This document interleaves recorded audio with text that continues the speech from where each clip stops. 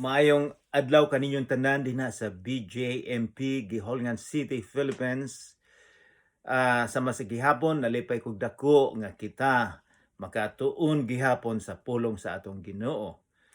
Nagapasalamat usab ako sa tanan nga mitabang kay kung wala sila dili kining tanan mahimo. So daghang salamat sa nag-prepare sa sound system, sa snacks karon ni Annabel, sa atong warden, daghang salamat sa inyong pagtabang.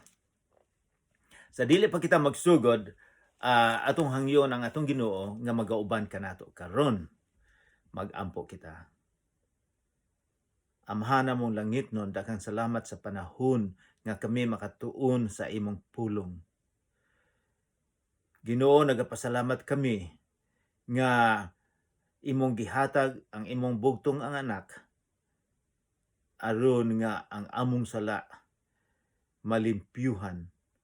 Daghang salamat sa iyang sakripisyo, sa iyang paghalad sa iyang kinabuhi aron nga kami adunay kinabuhi nga walay katapusan. Ginoo, hinaot po ang Espiritu Santo mo'y magauban, magapatiliwala kanamong tanan karon. Sa ngalan ni Jesus nga among manluluwas. Amen. So, kumusta kamong tanan dinha sa Giholngan? Hinaot po nga ang inyong panahon okay dinha, dili kayo init. Diri sa moa tugnaw gihapon kaayo. O sa ang among syudad, ang among kasilinganan napuno og snow. Apan sa sunod semana murag mag-okay na pod ang among weather. So pero mas mayo ang kinabuhi namo diri. Kinabuhi ninyo dinha ikumparar didto sa mga tao sa Ukraine nga daghang kada adlaw daghang kaayong patay. Kay sila gibombahan kada oras, kada adlaw. So, i-appeal ninyo sila sa inyong pag-ampo.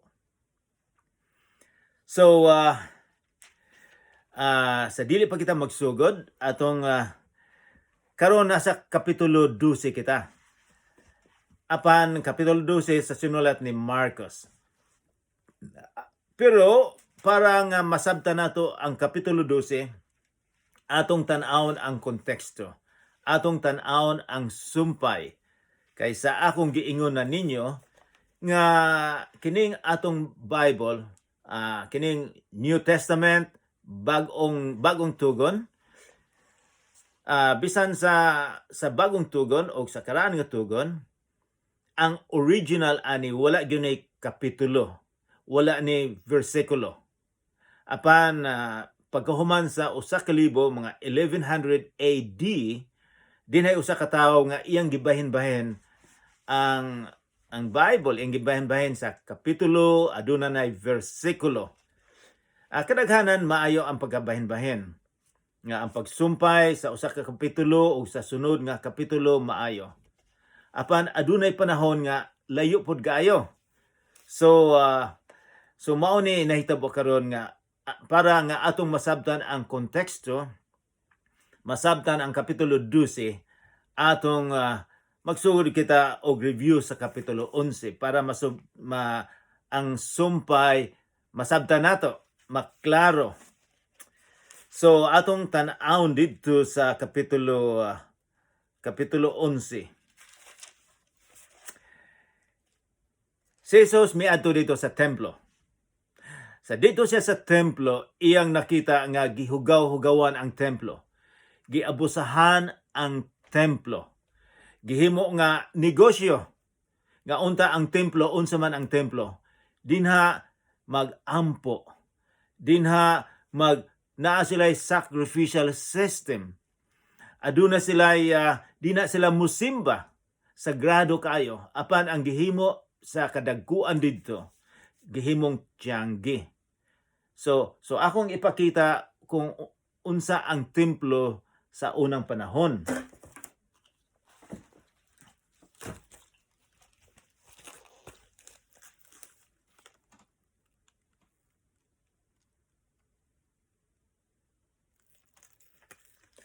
So mao nay sa templo sa panahon sa atong Ginoong Kristo.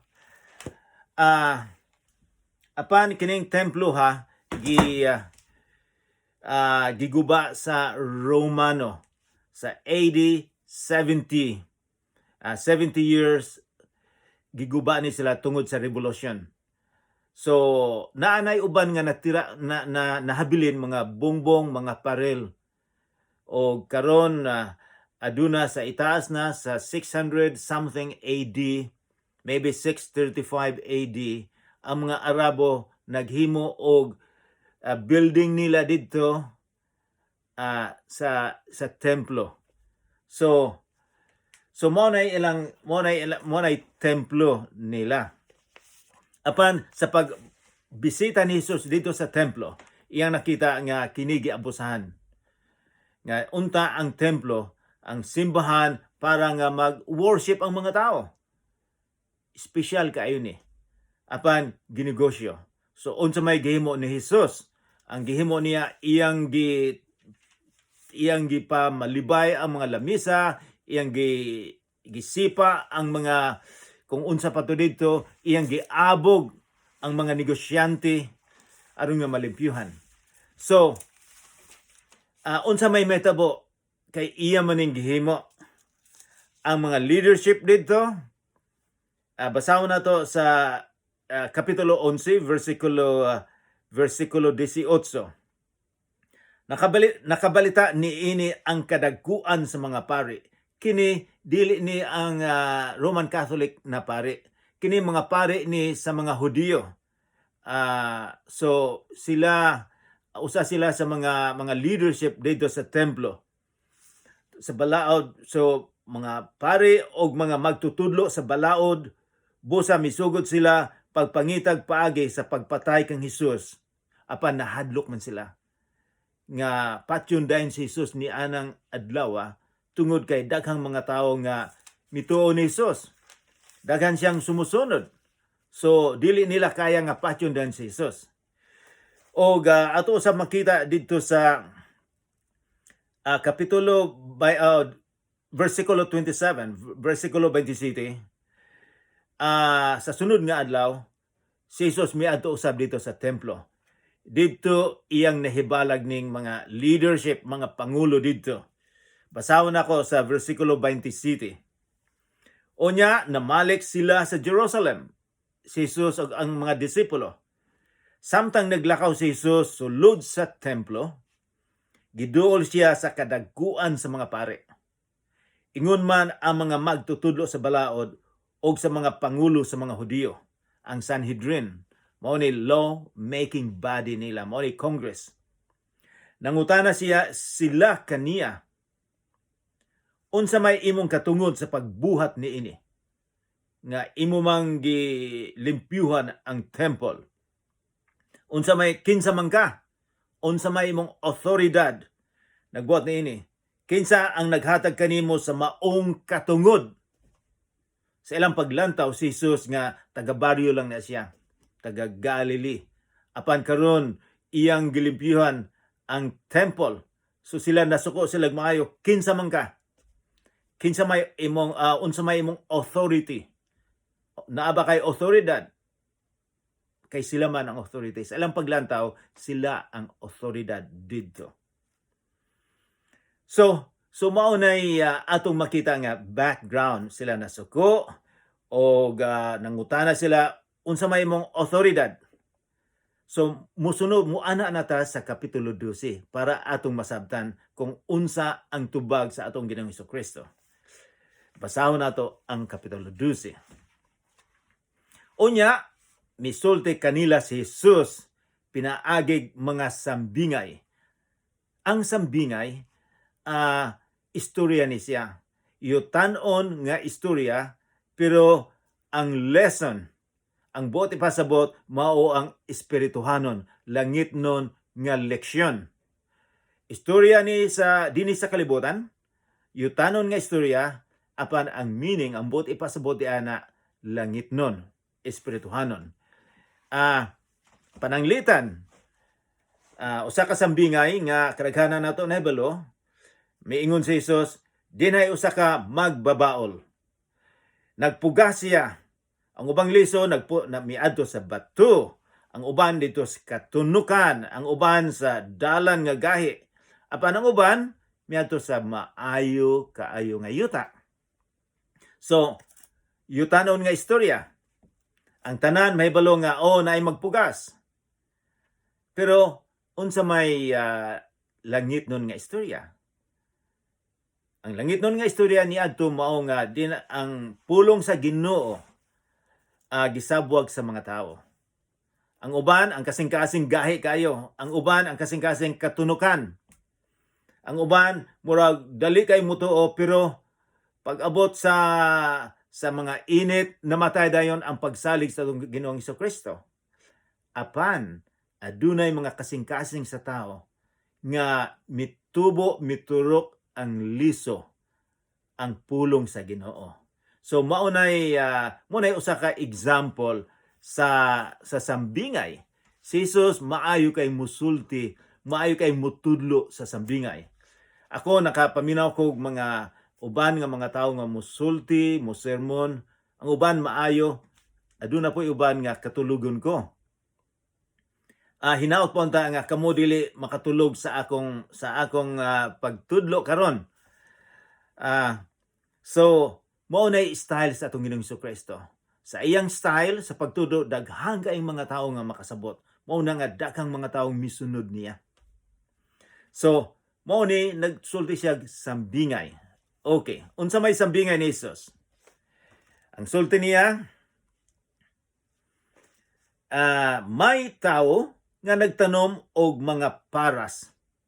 Ang paras buot ipasabot grapes ni or ubas. So nagtanom siya og ubas, aduna siya baol, na aduna siya kaumahan. Iya kining gikuralan niya kini og nagkalot siya lungag alang sa pug-anan. Ang buot ipasabot aduna siya parehab mais o humay nga atong galingon. Adunay duha ka bato patas tuyokon. Naapod na sila didto. Ako ning nakita pero dako kay ni sila.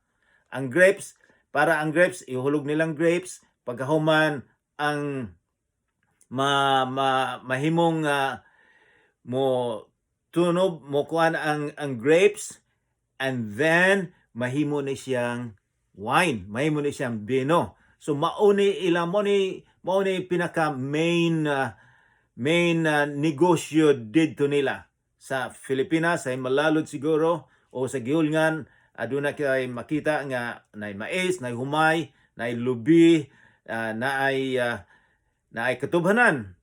Sa ila ang makita dayon nila didto mao ning grapes. Daghan kaayong grapes didto. So ang istorya sa atong Ginoong Hesukristo nga naay magbabaol. Nagtanom siya og grapes o paras. So paras, grapes pareha lang gyapon na. So unsa may gihimo? Nagkuhan siya og pug-anan sa ubas og nagtukod siya usa ka bantayan. Unya iyang gipa sa upan ang parasan og milangyaw siya. So iyang gipaabangan, iyang gipagamit dinhay mga saop nga naglantaw, nagatiman sa mga grapes, sa mga ubas.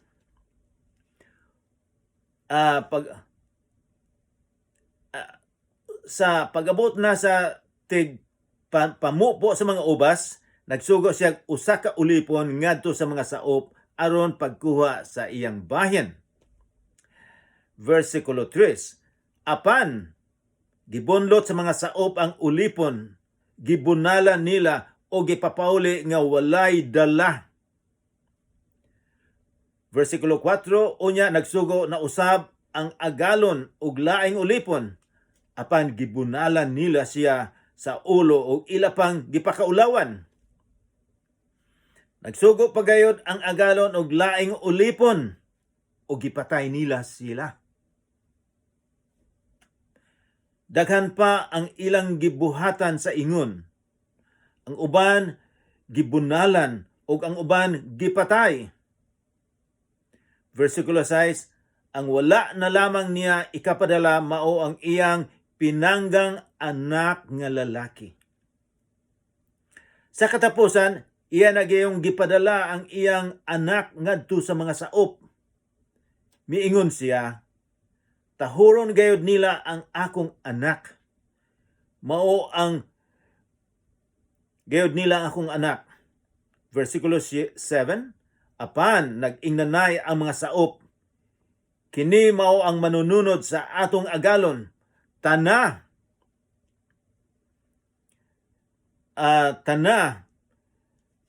ato siyang patyon aron maato na ang parasan para maila na ang kaumahan. Busa ilang gidakop ang anak ug gipatay ug gitambog nila ang iyang lawas ngadto sa gawas sa parasan. Kining istorya gikan kini sa karaan nga tugon nga giistorya sa atong Ginoong Hesukristo. Og nangutana si Jesus, iyang gipangutana dayon kining mga leadership sa templo. Karon, unsa may buhaton sa tag-iya sa parasan? Unsa may buhaton sa tag-iya sa kaumahan? Miingon si Jesus, pamatyon, adtuon gayud siya og pamatyon ang mga pamatyon ang mga saop ug ihatag ang parasan sa laing mga tao. So, kining tanan nahibalo dayon. Nahibalo ang mga religious leaders, ang mga pangulo nga kung unsa ang botay pasabot ni Jesus. Kay kining giistorya ni Jesus, kining giistorya niya gikan sa Old Testament sa karaan nga tugon nga silang tanan nahibalo og unsay botay pasabot ni Jesus. Nga ang botay pasabot nga ang tag-iya sa uma mao ang amahan. Nagpadala siya og mga mensahero, mga propeta, mga messenger sa mga tao sa mga Hudiyo. Apan unsay gihimo sa mga Hudiyo, gipatay nila ang mga propeta. Mao na nga sila nakasabot dayon nga sila ang but ipasabot sa atong Ginoong Hesukristo. O nya nangutana og si Jesus mingon pa. Mingon sila, wala ba kamo makasabasa ni ining bahina sa kasulatan? Wala ba mo nakabasa? Ang buot na yung pasabot, ang answer, yes, nakabasa kamo. Nabalo kamo. Si Jesus, ang imagery na pod, naghimo siya lain. Ang bato nga gisalikway sa mga magtutukod sa balay, kay walay kapuslanan. Nahimo hinoong labing mahinungdanong bato. Buhat kini sa Ginoo. O kahibulungan gayud kini.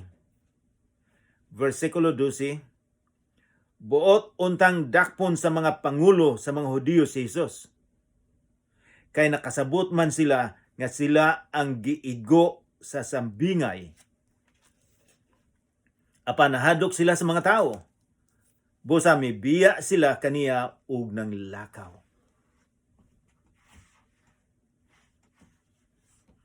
Ang pangutana may tungod sa pagbayad og buhis.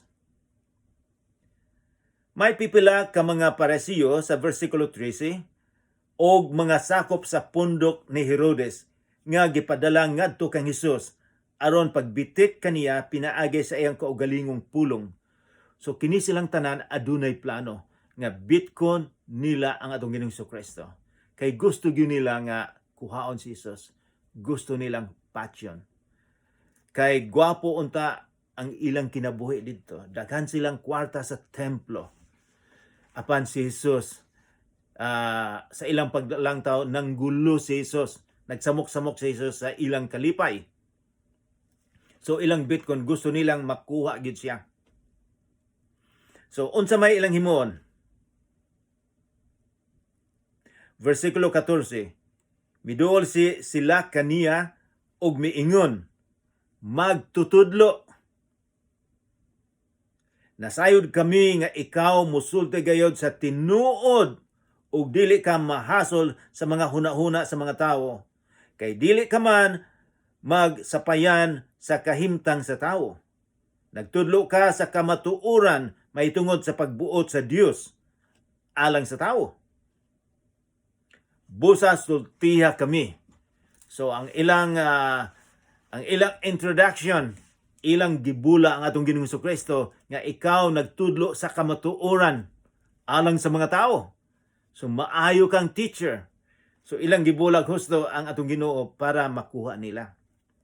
Karon unsa may pangutana nila nga gusto ng Bitcoin. Mingon sila, busa sultiya kami. Supak ba sa atong balaod ang pagbayad og buhis ngadto sa emperador sa Roma o dili ba? So mao ni ilang pangutana. Kami diri sa Canada, kadaghanan ang bayad na mo sa buhis mga 35 or 30% sa among income among ibayad sa buhis sa gobyerno. Kay ang buhis importante man kaayo. Kung walay kwartang gobyerno unsa may himuon sa dalan, ang among dalan dinhi guwapo kaayo. Kung naay winter, kung sa panahon sa winter daghang kaing snow o kinilimpyuhan dayon nila para makaagi. Adunay police kami diri, adunay fire department. So kining tanan tungod sa buhis. So ang Israel usab nagbayad sila buhis, pero daghang mga taong nagreklamo kay gibayad man nila sa Roma, sa mga Roman Empire, sa gobyerno sa Roma. So gipungutana si Jesus, maayo bang magbayad sa buhis dito sa Roma? Unsa man siguro itubag ni Jesus? Apan versikulo 15, apan nakasabot si Jesus sa ilang tuyo pagbitik kaniya, busa nangutana siya, nganong naninguha man kamo sa pagbitik kanako?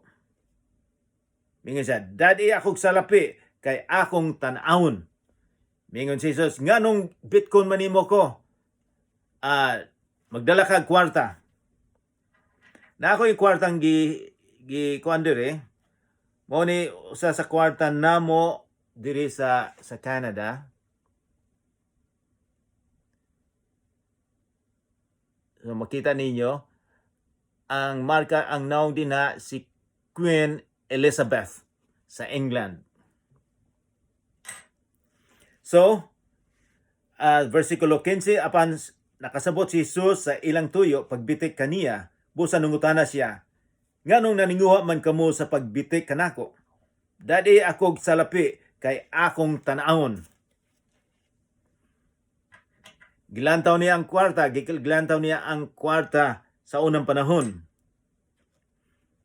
Busa gidad-an siya nila og salapi og nangutana si Jesus kanila, kinsa man kining naong og ngalan nga gikulit dinhi?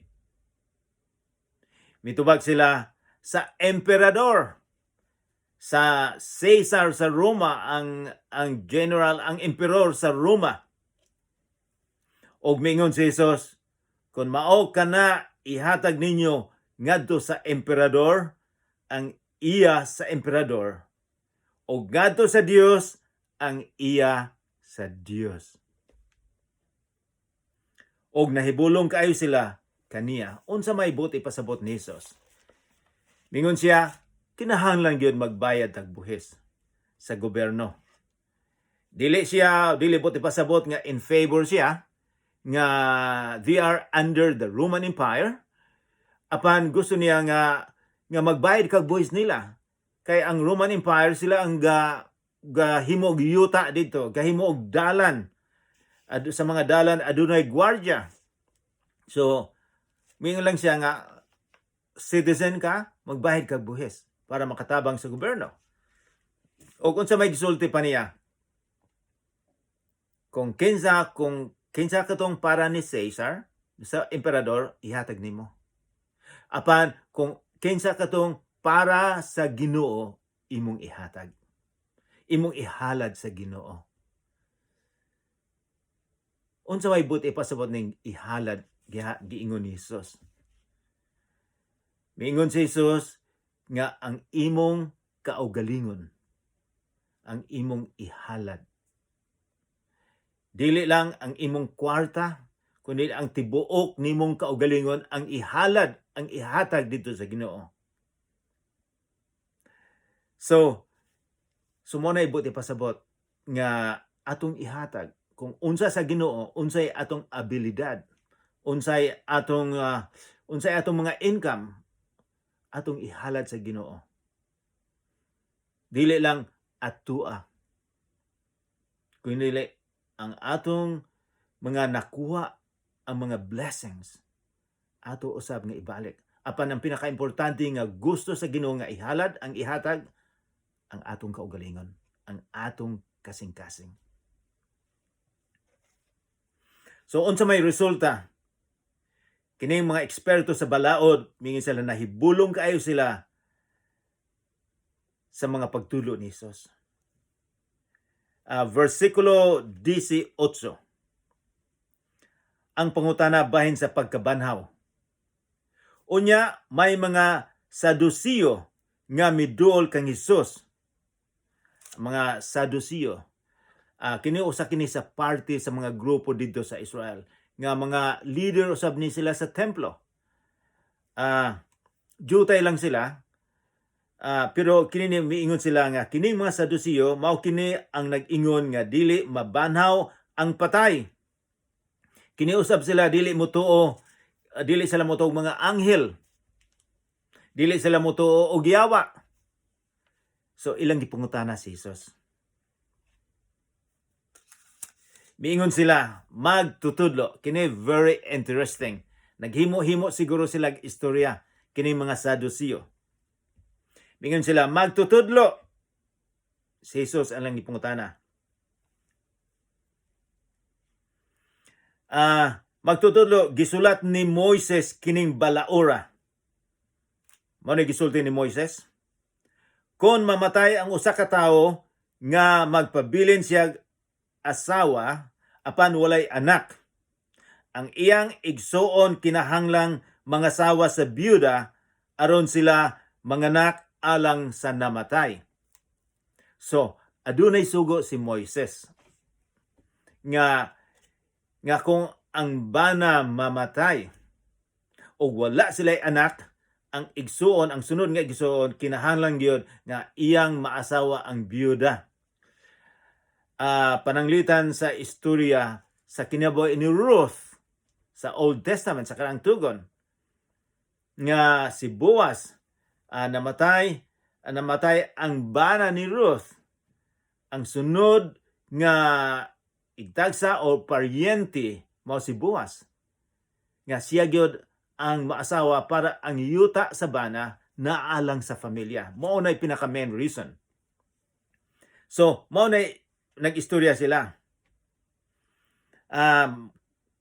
Mao nay giingon nila nga kung mamatay, kailan ang kinahanglan ang gigisuon nga lalaki iyang asawahon ang byuda. Unsa may paglantaw ninyo, maay ba ni?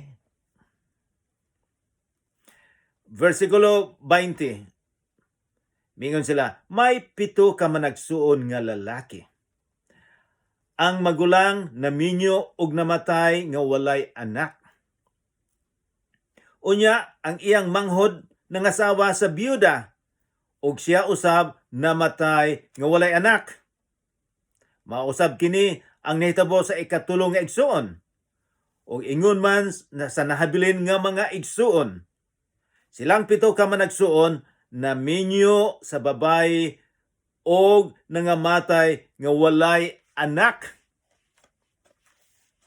Sa katapusan, namatay ang babayi. Ang pangutana nila, karon sa adlaw nga banhawon na ang patay, kang kinsa man siyang asawa nga silang 7 nakapangasawa man kaniya. Wala ta kay balo nga himo-himo lang ba ni sa niining mga Sadducees aron nga bitko nila si Jesus. Tinuod ba siguro ning nahitabo? Usay matingala kita unsa may gipakaon sa asawa nga nangamatay man ang 7. So gusto nilang mahibawan kung unsa ang idea sa atong Ginoong Kristo. si Kristo ang Ginoo. So importante kay nga mahibaw nato unsay sulti sa atong Ginoong Kristo. Versikulo 24. Si Jesus mitubag, pagkasayop ninyo. Nasayod ba kamo ngano? Kay wala kamo makasabot sa kasulatan o sa gahom sa Dios. Ingon siya, sayop mo.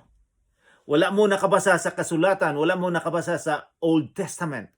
Wala kamo nakabasa sa karaan nga tugon o sa gahom sa atong Ginoo. Unsa may buot ipasabot ni Jesus? Ato sang tapuson ni. Mingon si Jesus, pagkasayop ninyo, nasayod ba kamo ngano? Kay wala kamo makasabot sa kasulatan, number 1, o sa gahom sa Dios. Kay kon ang mga patay banhawon na, mahisama sila sa mga anghel sa langit ug dili na magminyo.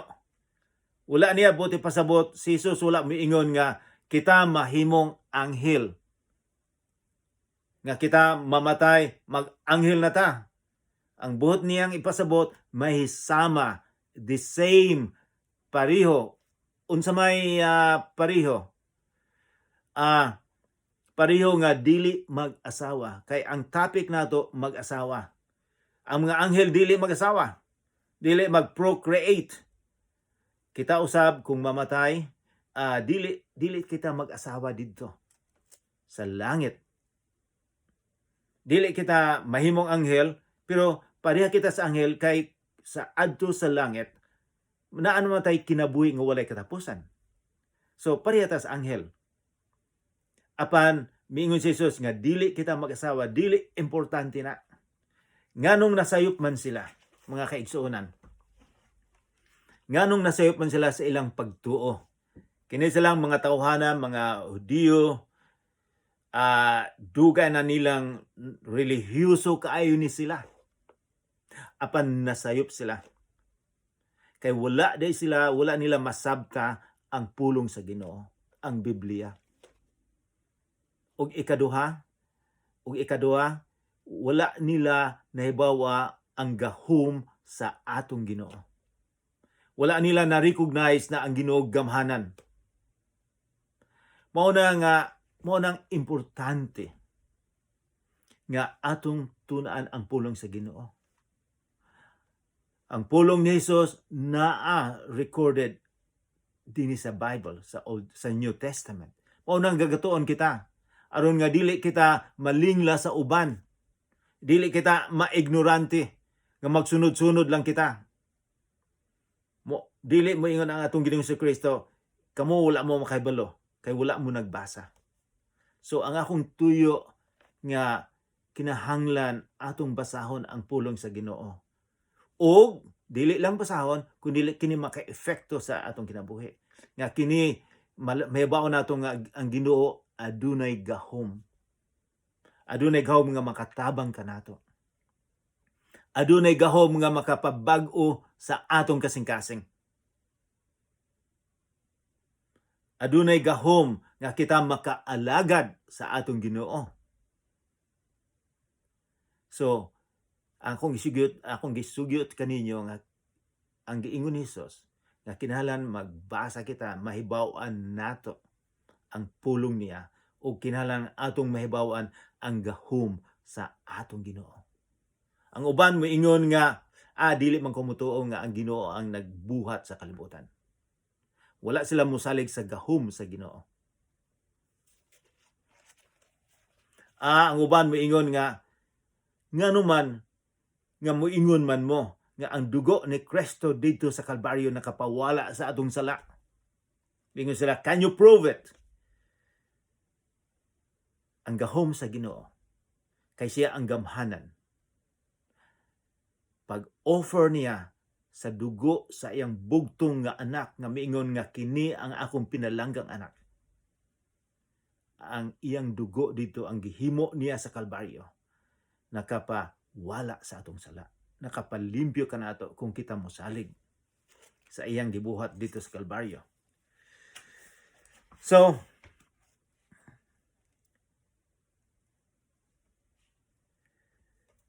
ang labing and then moadto kita sa versikulo 28. Atong tapusin na lang tapuso nato sa versikulo 28. Unya dito'y usa ka magtutudlo. Gipangutana gyapon si Jesus. Unya dito'y usa ka magtutudlo sa balaod. Kini sila mga eksperto sa mga balaod ni Moses. Ang balaod ni Moses sa mga 613 ang balaod ni Moses. So kini sila eksperto ni sila. Dili lang pulo kasugo ang balaod pilo 632. Versikulo 28, og dito'y usa ka magtutudlo sa balaod nga nakabati sa panaglalis nila. Nakita niya nga maayo ang pagkatubag ni Jesus sa mga Sadusiyo, busa miduol siya kaniya og nangutana. Unsa mang sugua ang labing mahinungdanon sa tanan? So gipangutana ni Jesus, unsa man ang pinaka-importante nga sugo sa Ginoo? Kay ilang paglantaw, dili lang pulo ka sugo, kundi 613 ang gisugo ni Moses. Mingon sila sa kadaghan sa gisugo, unsa may pinaka-importante. Tan-aw nato kung unsa may gisugo, ang adlaw ba sa Sabado, ang adlaw ba sa Domingo, o ang sugo ba nga imong higugmaon ang imong kaugalingon, o ang sugo ba nga daghang kag kwarta, nga sikat ka sa lungsod, dako ang imong edukasyon, o nag-drive kag SUV, mao ba na giingon sa tong Ginoo? Tan-aw nato ang giingon ni Jesus.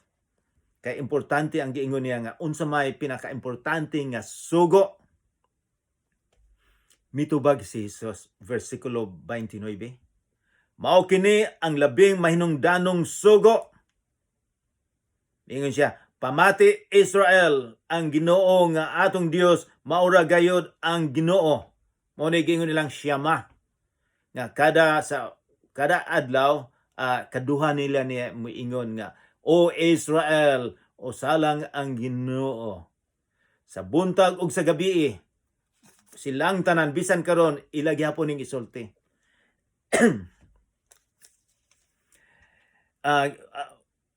May siya, pamati Israel, ang Ginoo nga atong Dios, maura gayud ang Ginoo.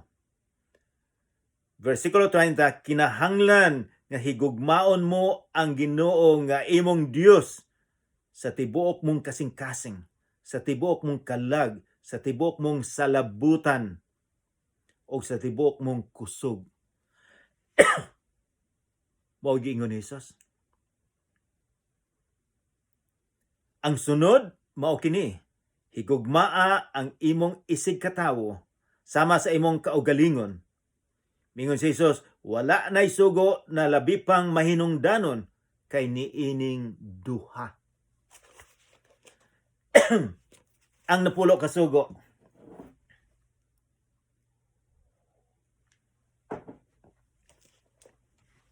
gibahin ni Jesus sa duha. Ang una, mingon siya, higugmaon nimo ang Dios. So adunay relasyon sa itaas. Ang sunod nga importante, higugmaon nimo ang isig katawo sama sa paghigugma nimo sa imong kaugalingon. Wala siya miingon nga higugmaon nimo ang imong kaugalingon lang. Higugmaon ang isig katawo. So kining tanan nga balaod gi-summarize lang sa duha. Ang importante ang gugma. Wala miingon si Jesus nga membro ka sa usa ka relihiyon. Maunay balaod gyud nga ang ngalan sa usa ka relihiyon kung moadto ka didto, maunay balaod nga kung giingon namo, dili miingon siya nga higugmaon ang Ginoo. Kini lisod kay ning giingon ni Jesus. Kay mingon siya sa tibuok mong kasing-kasing, sa tibuok mong kalag, sa tibuok mong panguna-huna, tanan importante nga higugmaon Ginoo, pinaka-importante sa atong kinabuhi. Dili day nato higugmaon ang atong asawa, dili day ang pinaka-importante. Tinud atong higugmaong asawa o bana atong mga anak. Pero importante pod mingon siya nga ang Ginoo ang importante atong higugmaon. O mingon siya ang sunod ang isig katawo. So, wala siya moingon nga membro ka sa relihiyon nga mo simba ka og Domingo, Sabado. Mao nay balaod, pero mingon si Jesus, duha lang. Ang tanan tungod sa gugma ang pinaka-importante.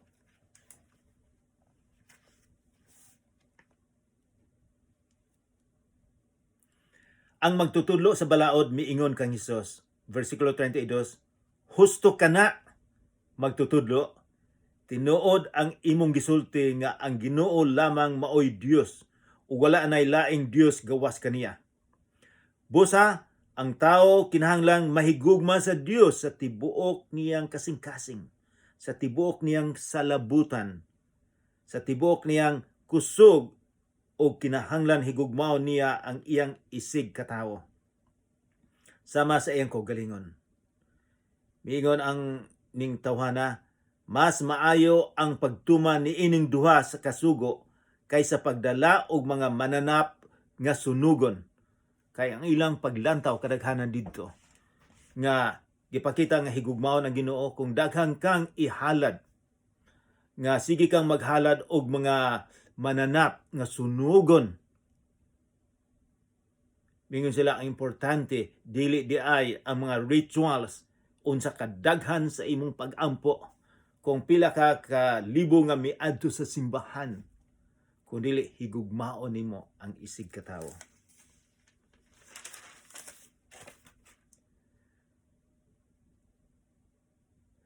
Nakamatikod si Jesus nga maalamon kaayo ang tubag sa maong magtutudlo sa balaod. Busa miingon siya kaniya, dili ka halayo sa gingharian sa Dios. Og wala na gayoy nangahas sa pagpangutana kaniya. Wala pa gyud siya, ingon si Jesus, duol na ka makaanha sa gingharian sa Dios. Ngano man ang miingon man si Jesus, kay wala pa man siya musalig kung kinsa ni Jesus. Nebalo siya sa sugo. Apan, wala siya makabalo kung kinsa ang nagsugo.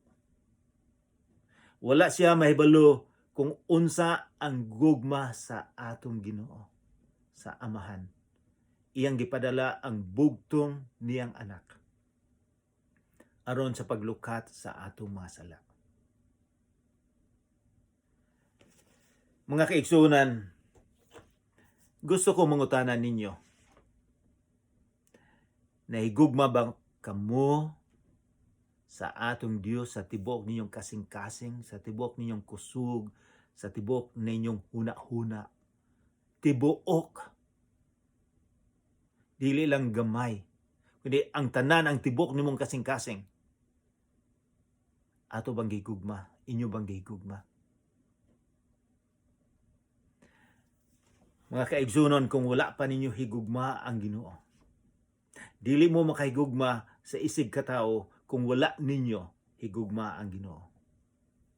Dili kita makahigugma sa Ginoo kung walay Espiritu Santo nga mosulod sa atong kasing-kasing, nga atong giimbita ang Ginoo nga mosulod kanato.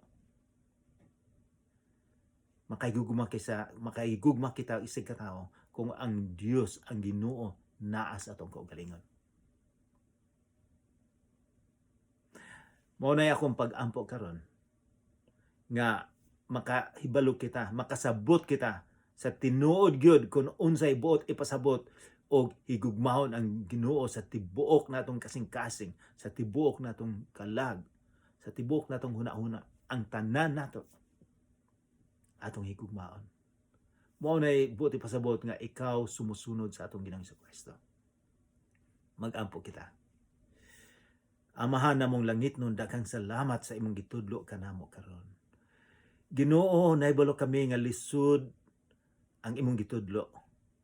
Lisod nga amo kang higugmaon sa tibuok namong kinabuhi, sa tibuok namong kalag, sa tibuok namong nga kusog.